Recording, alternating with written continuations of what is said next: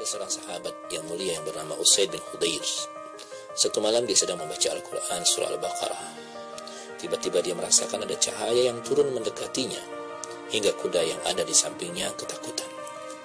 Maka dia pun menghentikan bacaannya dan berangsur cahaya tersebut naik ke atas. Kemudian dia melanjutkan kembali bacaan Qur'annya. Cahaya yang sama kembali turun mendekatinya hingga kuda yang ada di sampingnya kembali meringkik ketakutan. Hal tersebut terulang sampai 3 kali.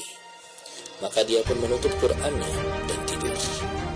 Esok harinya dia berjumpa dengan baginda Rasul sallallahu alaihi wasallam.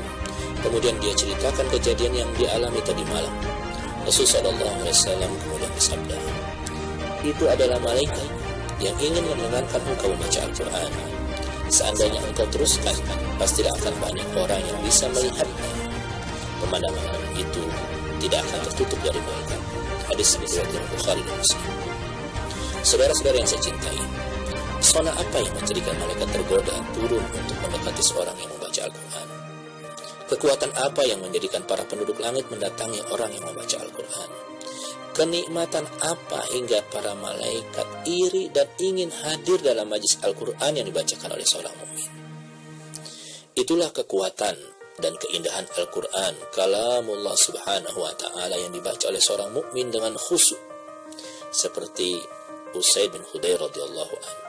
Rasulullah sallallahu alaihi wasallam pernah berkata tentang Usaid bin Khudair, dia sangat bersih dari yang bersih, sangat halus dari yang halus, penuh iman ketika membaca Al-Quran atau ketika mendengarkannya.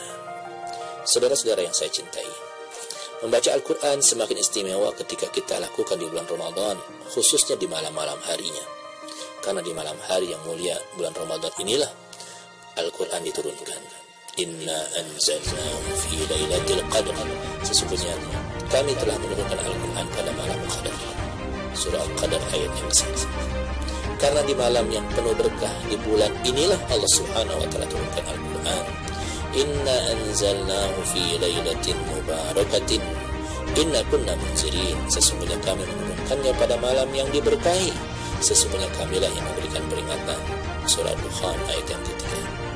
Karena di malam-malam Ramadan inilah malaikat Jibril alaihissalam mendatangi Rasul sallallahu alaihi wasallam untuk mudarasatul Quran, sebagaimana yang diceritakan oleh Ibnu Abbas radhiyallahu anhu.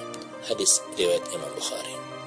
Saudara-saudara yang saya cintai, semua itu Allah Subhanahu wa taala berikan kepada kita karena Allah Subhanahu wa taala ingin membuka hati kita dengan Al-Quran setelah Allah Subhanahu wa taala membuka pintu surga di bulan Ramadan.